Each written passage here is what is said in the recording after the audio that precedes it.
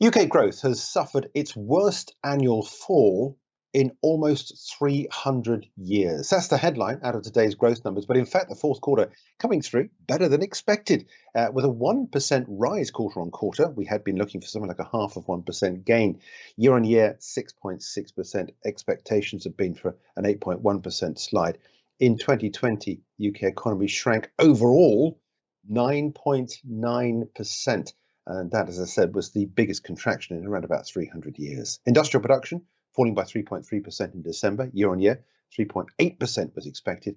Meanwhile, the chief economist, Andy Haldane's been talking. He says that the consumer, having saved during the lockdown, is ready to poise like a coil spring to spend. Now, he's a well-known hawk on the committee, and his thoughts on the UK economy have been in this sort of direction before. Whether they pan out remains to be seen. But certainly, sterling as a trader, we've been watching, and we're catching up now with Danny Sabin from Daily FX with a look at sterling against the US dollar. Danny, good morning to you. Interesting GDP numbers, but I think the trade around sterling dollar remains of interest. What you got?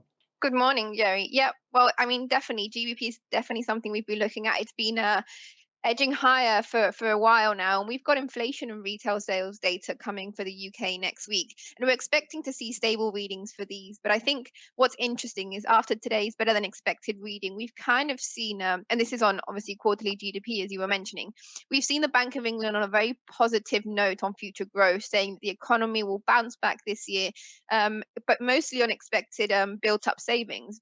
What this ultimately means is that it pushes back further the need to consider negative rates in the near future. This is something that the pound's been very positive on lately. Overall, if we look at market sentiment, it's kind of been a position where economic data is good enough to keep hopes up that the vaccine rollout is likely to see an improvement in economic conditions in the near future, but not too good to encourage fiscal and monetary institutions to scale back stimulus in the economy. Therefore, we've kind of got a win-win in the markets, and they're definitely supported in the short term. With regards to sterling dollar, which is the trade that we're looking at, it's a situation where you can really see two sides of the coin here. And there's really two main fundamental upside drivers for the pair that I can see in the next week. If we're looking at the US side, we've got the Federal Reserve reiterating its commitment to support the economy. It's monitoring inflation. It doesn't seem to be much of a threat at the moment. So therefore, we're expecting, as it's been said many times before, rates to be low. We've also seen Powell pledge not to act solely on improvement in employment. And in fact, we saw worse than expected weekly jobless claim figures yesterday. So we've seen the Federal Reserve committing to do more, and this is likely to keep bond yields and the dollar depressed. On the other side, we've got UK vaccinations. They've reached almost 20% of the population. It's actually the highest number in many of the European countries.